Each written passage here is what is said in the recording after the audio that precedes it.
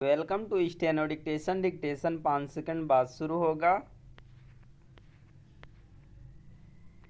Start. यह चिंताजनक है कि विमानों में बम रखे जाने की झूठी सूचना देने वाले बेलगाम दिख रहे हैं। लगातार तीसरे दिन जिस तरह विमानों को बम से उड़ाने की धमकी दी गई, उससे यही साबित होता है कि ऐसा करने वालों का दुस्साहस बढ़ा हुआ है। यह सामान्य बात नहीं कि बीते 3 दिनों में 1.5 दर्जन से अधिक विमानों में बम रखे होने की सूचना देकर विमान कंपनियों, यात्रियों और सुरक्षा एजेंसियों के सामने संकट खड़ा किया। इनमें से कई विमान अंतर्राष्ट्रीय उड़ान पर थे। जब किसी विमान में बम रखे जाने की सूचना दी जाती है, तब उसे तुरंत निकटवर्ती हवाई अड्डे पर उतारकर इसलिए गहन जांच की जाती है कि कहीं धमकी सही ना हो। इसके चलते विमानों का संचालन तो प्रभावित होता ही है। हवाई यात्रा को लेकर लोगों के मन में आशंका भी उपजती है।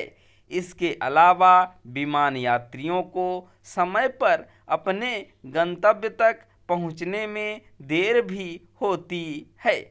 स्पष्ट है कि इस तरह की घटनाओं को गंभीरता से लेना होगा। यह मानने के अच्छे भले कारण हैं कि एक के बाद एक विमानों में बम रखे जाने की झूठी सूचना देने का सिलसिला इसीलिए कायम है क्योंकि ऐसी सूचनाएं देने वालों पर शिकंजा नहीं कसा जा पा रहा है। चूंकि विमानों को उड़ाने की धमकी देने के मामले में छत्तीसगढ़ से एक संदिग्ध को हिरासत में लेने के बाद भी ऐसी और धमकियां सामने आईं, इसलिए यह स्पष्ट है कि यह किसी एक अपराधी का काम नहीं। समझना कठिन है कि ईमेल या फिर किसी सोशल नेटवर्क साइट के जरिए विमान में बम रखे जाने की सूचना देकर अफरा तफरी पैदा करने वाले तत्वों तक पहुंचने में कठिनाई क्यों हो रही है। क्या भारत के पास वैसे उपाय नहीं जिनसे ऐसे तत्वों तक आसानी से पहुंचा जा सके? झूठी सूचनाएं देकर विमान सेवाओं के संचालन को बाधित करना एक गंभीर साइबर अपराध है। यह ठीक नहीं कि हमारी एजेंसियां किस्म किस्म के साइबर अपराधों से सही तरह से नहीं निपट पा रही हैं।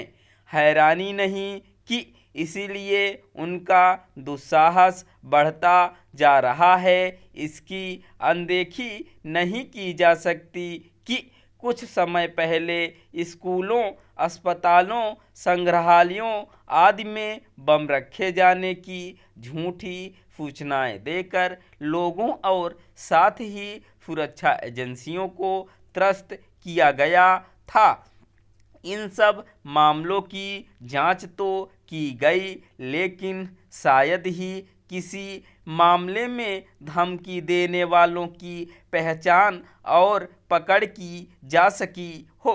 हैरानी नहीं कि यही तत्व अब विमानों को निशाना बना रहे हों। जो भी हो, हमारी एजेंसियों को हर हाल में उन तक पहुंचना होगा जो लोगों को भयभीत करने के साथ देश के सुरक्षा परिदृश्य को खराब दिखाने का काम कर रहे हैं।